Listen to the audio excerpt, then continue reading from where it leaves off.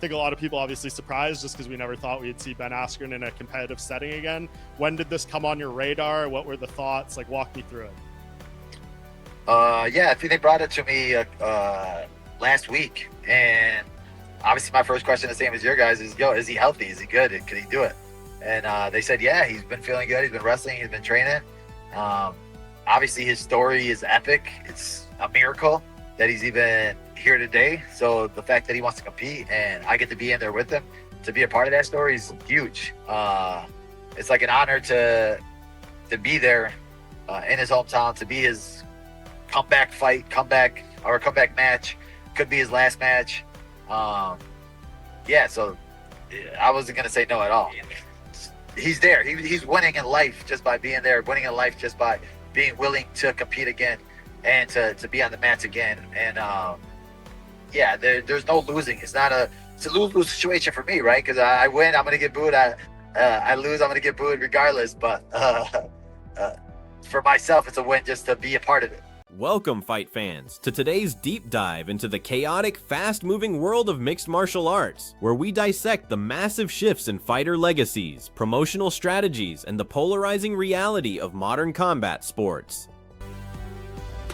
You never know. Gage is a old, experienced guy that sometimes has a surprise like what he did last fight as well. Fair to say, though, you're probably rooting for Ilya. That's the bigger fight in your opinion. I don't know. We'll see. I want to bet against him. You want to bet against him? What's that? It's like a big... he's big underdog, so that's why it's good to put some money on him. Firstly, we're going to talking about the elements and the crown, assessing the stakes of outdoor title fights. There is an ongoing passionate debate surrounding the wisdom of staging high-stakes championship bouts in open-air venues. The central concern revolves around the upcoming title defense of Ilia Topuria, a fighter who is rapidly ascending the ranks and generating conversations about whether he might eventually be generalized as one of the greatest mixed martial artists to ever compete. Topuria's skill set is undeniably elite, making the decision to place his world title defense in an outdoor arena highly controversial. Staging an event of this magnitude in the middle of June on the East Coast, specifically in Washington, D.C., presents severe environmental hurdles. The climate during this period is notorious for heavy humidity, suffocating heat, and an influx of insects, all of which can severely compromise an athlete's physical performance. Furthermore, the unpredictable summer weather brings a genuine threat of sudden thunderstorms or torrential downpours. Critics argue that forcing a pound-for-pound talent to defend a world championship under such volatile conditions is an unnecessary gamble that introduces far too many external variables into a sport that demands absolute precision. You see Dana now. What do you make of his demeanor and his passion for the sport? I don't really know. I know he's on TV a lot, doing a lot of commercials and like that. I see him more on commercials than I do watching the UFC because I really haven't watched it. You don't watch it? No. You haven't tapped back in to see what they're doing? A little bit, What do you make of the product? I mean, to me it looks consistent, but to me it's like it's kind of weird because if you say who are the name 4 champions from the UFC in the weight classes. I don't think I could do it right now, and I think a lot of my friends can't do it right now. So it's just something, I don't know what it is. Maybe it's too much. It's on every week in front of your face. Yeah. Too much. I don't know. But oversaturation. Maybe it is. So how many events would you like to put on? We're going to do 12 fights for sure. Okay, I like that. Yeah. In sharp contrast to the logistical anxieties of outdoor events, the MMA community is also reflecting on an incredibly poignant narrative-driven matchup. When the fight proposal was initially brought forward, the immediate and most logical concerns were centered entirely on the fighter's health, physical readiness, and wrestling capabilities. Given the harrowing background of the athlete in question, the mere fact that he is alive and capable of stepping back onto the mats is being hailed as nothing short of a modern miracle. For his opponent, accepting the matchup was an absolute certainty, viewed less as a strategic career move and more as a profound privilege. to share the cage with a fighter in his hometown for what is being framed as an epic comeback and potentially the final appearance of his storied career is considered an irreplaceable honor. The stakes of this bout transcend traditional wins and losses. Diendar, Had it to me last week, and obviously my first question, the same as your guys, is, yo, is he healthy? Is he good? Could he do it? And they said, yeah, he's been feeling good. He's been wrestling. He's been training.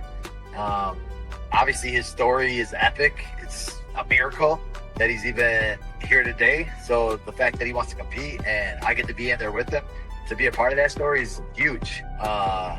It's like an honor to be there in his hometown, to be his comeback match. Could be his last match. For the returning fighter, triumph has already been achieved simply by surviving and possessing the willingness to compete at the highest level once more. The opponent's paradox. The opposing fighter acknowledges a unique psychological dynamic where standard competitive outcomes are blurred. Winning the bout will likely draw negative reactions from a crowd emotionally invested in the hometown hero, while losing would bring similar jeers. Ultimately, the sentiment remains that being an active participant in such a historic and emotionally charged milestone is a victory in its own right, rendering the official decision in the cage secondary to the story itself. In addition, the conversation has also turned toward the shifting public perception of the UFC and the leadership of Dana White. While White remains a ubiquitous figure on television screens, frequently appearing in commercial campaigns, there is a growing sentiment among certain old-school observers. Critics argue that the current output of roughly 42 to 43 events per calendar year has led to severe market oversaturation. This relentless weekly schedule has arguably diluted the prestige of holding a championship. It has become increasingly difficult for even seasoned sports enthusiasts to readily name 4 reigning champions across the organization's various weight classes. What bothers me is that it's outside. Yeah. And that these guys they're fighting for world titles. I mean, Ilia Topuria might be is not just one of the best right now. He might be one of the best that ever did it. It's very possible that he goes down in history as the all-timer. I mean, he's so good. And for him to have to defend his title, the world title, outside with bugs and humidity and heat. Yeah, you got to take into account the weather. It's a whole different environment. It could rain. It could thunderstorm. Who f***ing knows? It's DC. It's the East Coast in the middle of the summer. I mean, it's crazy to have a fight outside in June in DC. When a sports property is constantly in front of the consumer's face without intermission, the sense of scarcity vanishes. This stands in stark contrast to the traditional pay-per-view psychology often seen in boxing. When high-profile fights are distributed too freely or frequently, the consumer subconscious often dismisses them as ordinary.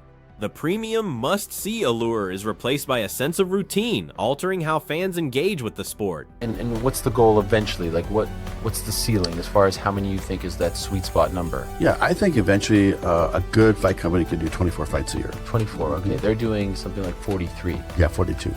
Too much. I think they've always done it. Right? Yeah. But since the Fox deal. But the thing is, like, when you have pay-per-view, it's different because then you opt to buy in or you opt to buy out. And the psychology of pay-per-view is very funny because when you watch a boxing fight, let's say you use boxing example, and it's not on pay-per-view now, but it's free, it doesn't seem as special to the consumer, I think, right? Oh, it's not on pay-per-view because they're so used to buying pay-per-view for the big mega fights. So when they get it for free, maybe they just don't look at it like, oh, this is a special enough fight for me to engage in. Also in the featherweight and lightweight landscapes, strategic positioning is everything. Attention is currently fixed on the potential collision course between Ilia Topuria and his peers. While some analysts view veterans like Justin Gaethje as dangerous underdogs, capable of pulling off massive upsets, making them highly attractive options for betting enthusiasts, the broader consensus targets a youth-driven mega fight. A potential showdown between Topuria and a rising challenger is increasingly viewed as a much more lucrative and compelling narrative than even a title fight against Islam Makhachev. The driving force behind this valuation is genuine, organic animosity. When two elite, youthful fighters possess a legitimate personal grievance, the commercial appeal skyrockets, creating an electric atmosphere that technical matchmaking alone cannot replicate. Concurrently, intense speculation surrounds the future of heavyweight standout Tom Aspinall. Reports indicate that Aspinall has a mere 2 fights left on his current promotional contract, sparking intense debate regarding his financial and professional trajectory. If his ultimate goal includes a transition into professional boxing, several compelling paths emerge. Option A, fulfill the remaining promotional obligations by entering highly dangerous, standard matchups against elite contenders like Cyril Gane or Alex Pereira. Option B, seek a massive paradigm shift by transitioning to alternative platforms, such as an MVP promotion broadcast on Netflix, to secure a lucrative mega fight against a powerhouse like Francis Ngannou before fully crossing over into the boxing realm. Meaning Gaethje. Yeah, on Gaethje. But as far as your career, who you want to face, I would imagine you want the Ilya fight, right? If Justin wins, that screws it up. Yeah, I want the Ilya because it's a bigger fight. He's talking too much, and it's good when two young fighters fight with each other. Of course. I say that that's one of the biggest fights in the UFC right now. Do you agree? You versus Ilya. I think 100%. I think it's actually 100%. I think it's bigger than you versus Islam. Right now, yes. Right? Because we have a beef between. Also in the analyzing cage presence, the tactical brilliance of Max Holloway continues to dominate historical analysis, particularly his legendary ability to escalate his output as a fight progresses. Unlike athletes who fatigue, Holloway possesses a rare cardiovascular engine that allows him to increase his striking volume significantly in the championship rounds. His iconic gesture of pointing to the center of the canvas in the final 10 seconds of a bout is not mere showmanship. It is a calculated invitation to tactical chaos. Analysts doubt whether a fighter like Conor McGregor, given long stretches of inactivity, could physically sustain that level of intense, high-volume trading in the twilight of a grueling 5-round war. Meanwhile, humorous and candid reflections have emerged from those who have found themselves seated in close proximity to terrifying knockout artists like Alex Pereira. Commentators have noted the sheer, intimidating aura radiating from these elite strikers, admitting that when positioned just feet away from such devastating power, the natural human instinct is to remain completely silent and blend into the background rather than engage in provocative trash talk.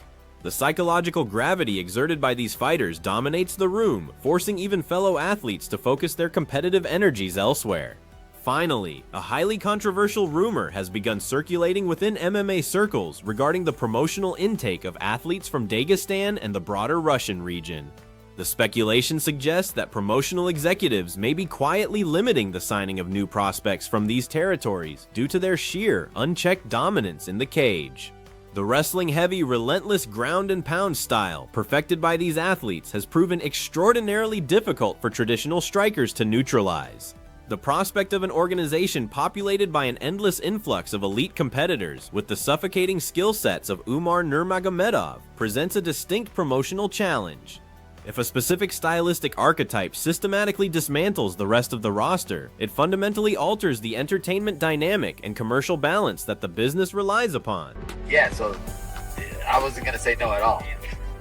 He's there. He's winning in life just by being there, winning in life just by being willing to compete again and to be on the mats again. And yeah, there's no losing. It's a lose-lose situation for me, right? Because I win, I'm going to get booed. I lose, I'm going to get booed regardless. But for myself, it's a win just to... Thank you so much for tuning in today. If you enjoyed this deep dive into the shifting dynamics of the fight game, please make sure to like this video, leave your thoughts in the comments below, and subscribe to the channel for your definitive daily dose of MMA analysis. With organizations putting on over 40 events a year and dominant stylistic specialists shaking up the rankings, do you believe the sport is suffering from oversaturation, or is more action always better for the fans? Let's get the conversation started down below, and we will see you in another time.